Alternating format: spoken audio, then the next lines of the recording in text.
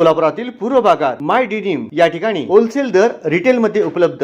3 jeans मिळवा फक्त 1200 रुपयात आणि 3 टी शर्ट मिळवा फक्त 1000 रुपयात। पूर्व भागातील निलगार समाजाची कुलदेवता श्री दक्षिणा कालिका माता देवस्थानम येथे पौष नवरात्र निमित्त दुर्गाष्टमी रोजी नवरात्रात प्रारंभ झाले।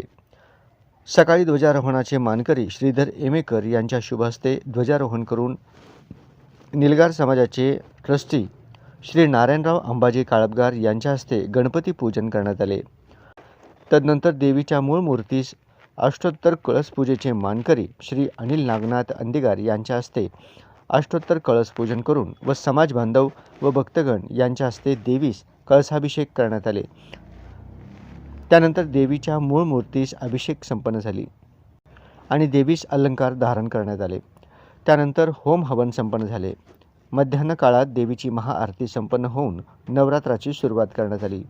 या प्रसंगी संस्थेचे अध्यक्ष श्री मल्लिकार्जुन गोगी, उपाध्यक्ष Shri Vijay Dudyal, secretary Shri Sunil Munkampalli, joint secretary Kalidas Manekari, joint secretary Shri Dattatray Posangiri, ज्ञाती संस्थेचे सर्व संचालक मंडळ, निलगार समाज बांधव व इतर शेकडो भक्तगण उपस्थित होते। सायंकाळच्या वेळी देवीचे सहस्त्रनाम कुंकुमार्चना करण्यात आले व रात्री महाआरतीने नवरात्रीच्या पहिल्या दिवसाची पूजा संपन्न झाली। या कार्यक्रमाची अधिक सविस्तर माहिती संस्थेचे ट्रस्टी श्री नारायणराव काळपघार यांनी दिले व आध्यात्मिक व धार्मिक माहिती कालिका देवस्थानचे प्रमुख अर्चक श्री व्यंकटेश कुलकर्णी गुरुजी यांनी माहिती दिली। ओम करप्रियाय नमः स्वाहा, ओम करप्रिया करदाय नमः स्वाहा, ओम करदानपरायणाय नमः स्वाहा। दक्षिणाकालिकम्बा देवीध्वजाय नमः। देवीध्वज नमस्तेऽस्तु विजयस्फूर्तिकारक नवरात्रि सिंह परमे सर्वेषां मङ्गलं कुरु।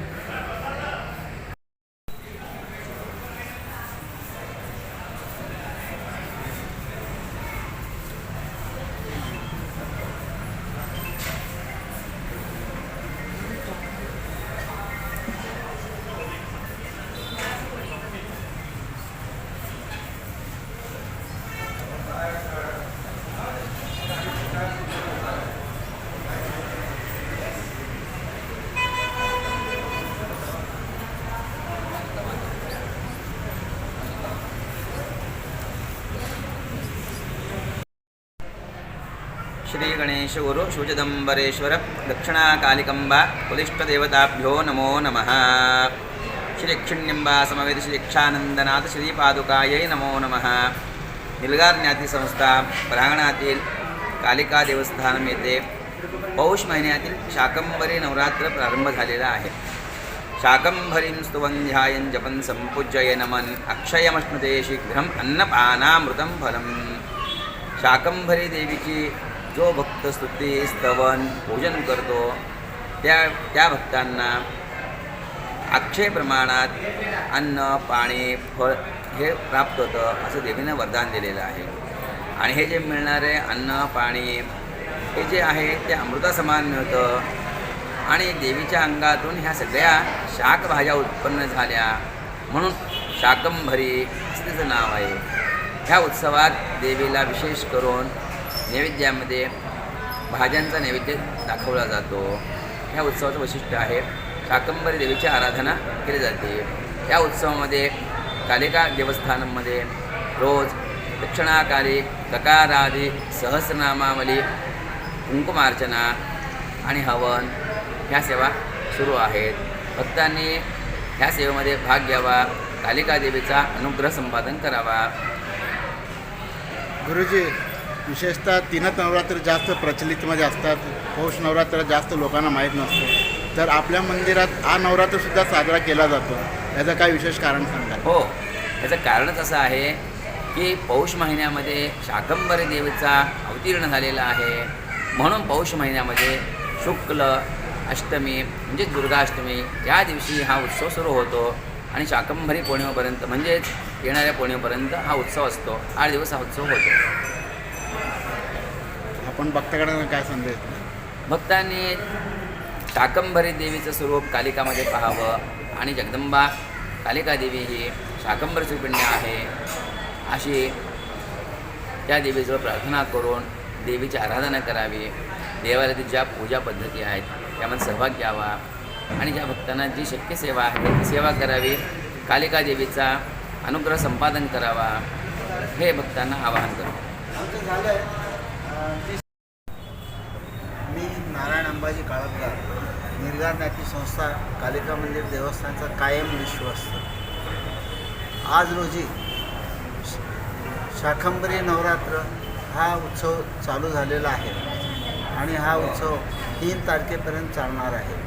आणि आज सकाळी 6 वाजता गणपती पूजन, तदनंतर ध्वजारोहण आणि घटस्थापना आणि मूळ मूर्ती अभिषेक, तदनंतर अष्टोत्तर कलश पूजा म्हणजे 108 कलशांनी देवीचा अभिषेक करण्यात आलेला आहे. ह्याप्रमाणे आज सकाळी भरपूर भाविक लोक या कार्यक्रमात भाग घेतलेले असून सकाळी साधारणपणे 10:30 ते 11 वाजेपर्यंत हा कार्यक्रम संपला. त्यानंतर देवीला अलंकार करण्यात आला आणि दुपारी 2 वाजता महाआरती झाली आणि आता संध्याकाळी 6 वाजता सहस्रनाम कुंकुमार्चना हा कार्यक्रम झाला आणि आत्ता नुकतंच 8:30 वाजता आरती होऊन आजचा हा कार्यक्रम संपलेला आहे. याप्रमाणे दररोज कार्यक्रम चालणार असून आणि 3 तारखेला पौर्णिमेच्या दिवशी सकाळी मूळ मूर्ती अभिषेक होईल आणि सहस्रनाम कुंकुमार्चना होईल आणि संध्याकाळी पालखी सेवा होईल आणि आज त्या दिवशी 3 तारखेला रात्री कार्यक्रमाची शयनसेवेने कार्यक्रमाची समाप्ती होईल. सर, दर पौर्णिमा प्रतिपदेपासून चालू होतं, तर दर नवरात्र हे प्रतिपदेला चालू होतं, तर हे नवरात्र अष्टमीपासून चालू होतं. याचं काय महत्त्व सांगाल?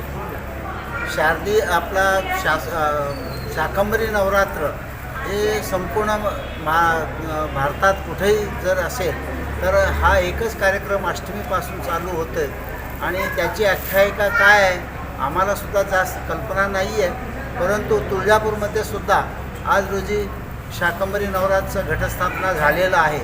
त्याचाच आम्ही घेऊन आमच्याकडे सुद्धा आमच्या मंदिरात सुद्धा हा कार्यक्रम चालू केलेला आहे आणि वर्षातून आमच्या ह्या मंदिरात 4 नवरात्र आम्ही साजरे करत असतो. आज शाकंभरी नवरात्र हा पौष महिन्यात झाला. त्यानंतर चैत्र महिन्यात म्हणजे साधारणपणे एप्रिल महिन्यात वसंत नवरात्र हा कार्यक्रमसुद्धा होतो आणि आषाढमध्ये साधारण जुलै महिन्यात वाराही नवरात्र आणि अश्विन महिन्यात आपल्याकडे सगळीकडे तर प्रसिद्ध आहेच दसरा महोत्सव. दसरा महोत्सव तोसुद्धा नवरात्र. याप्रमाणे वर्षातून आम्ही आमच्या मंदिरात 4 नवरात्र आम्ही साजरे करत असतो. पण या नवरात्रीनंतर भक्तगणांना काय संदेश द्याल? भक्तगणांना आमच्या मंदिरात जे येणारे भक्त आहेत त्यांनी भक्तीने सेवा दिली आणि पूजेत भाग घेतला तर त्यांचं खरोखरच लाभ होतं आहे त्यांना. आणि हे प्रचिती आल्यामुळं आज रविवार संध्याकाळी 6 वाजता आमच्या कालभैरव मंदिरात आम्ही रक्षासूत्र अर्चना हा कार्यक्रम करतो आहे आणि आज ह्या मंदिराचं प्रांगण इतकं भरून गेलं होतं की स्वयंसेवक कमी पडले, इतकी परिस्थिती निर्माण झाली. याचाच अर्थ की जे भाविक इथं येऊन दर्शन घेतात, पूजेत भाग घेतात, त्यांचा खरोखरच लाभ होतो आणि त्यांची जे मनोकामना असते ते पूर्ण होते.